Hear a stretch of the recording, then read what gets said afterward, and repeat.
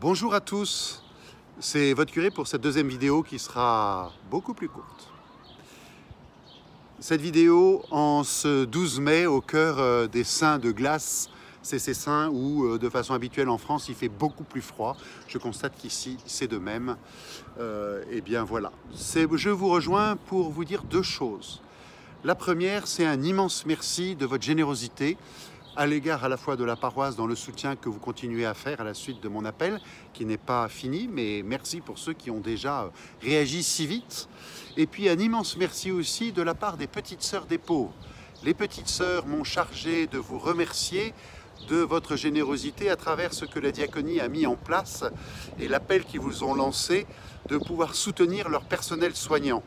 En effet, leurs infirmières, leurs aides-soignantes et le personnel qui nettoie, qui désinfecte, eh bien, travaillent beaucoup plus. Bon nombre d'entre eux sont cloués au lit ou sont confinés.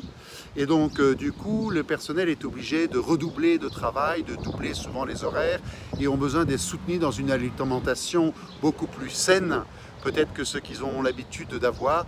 Donc, un immense merci de votre aide apportée que nous allons développer encore pour les 6 ou 8 semaines à venir, comme nous sommes engagés auprès d'elle avec le secours du Centre Jean-Paul II, le National St. John Paul II Shrine, qui est à l'origine de cette initiative par Anne-Elisabeth Giuliani, et puis la paroisse Saint-Antoine de Padoue, qui est une petite paroisse aussi, territoriale du côté des Petites Sœurs des Pauvres, et qui nous rejoint dans cette aide pour que nous puissions vraiment soutenir spécialement dans cette aide aux infirmières, aux aides-soignantes et au personnel qui nettoie. Un immense merci de la part de la Mère supérieure et de toutes les sœurs et de ce personnel. C'est une façon pour nous de les soutenir.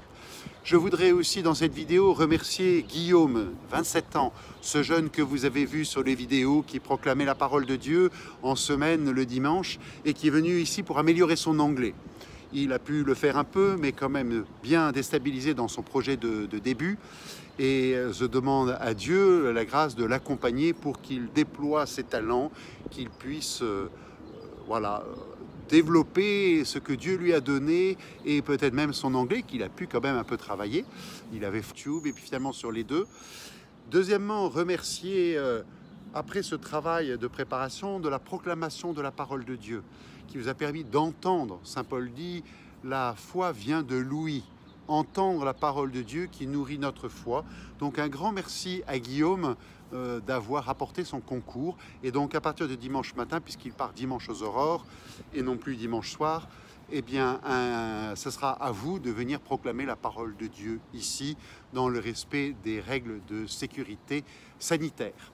Et puis troisièmement, un grand merci pour la charité, ce temps vécu à deux ici, alors que je suis habituellement seul, et qui, comme vous le savez, quand on vit à plusieurs, c'est différent que quand on vit seul. Voilà. Eh bien, je l'ai réappris et cela a été bon, et donc un grand merci à Guillaume, et je lui dis merci de votre part à chacun et chacune d'entre vous. À très bientôt.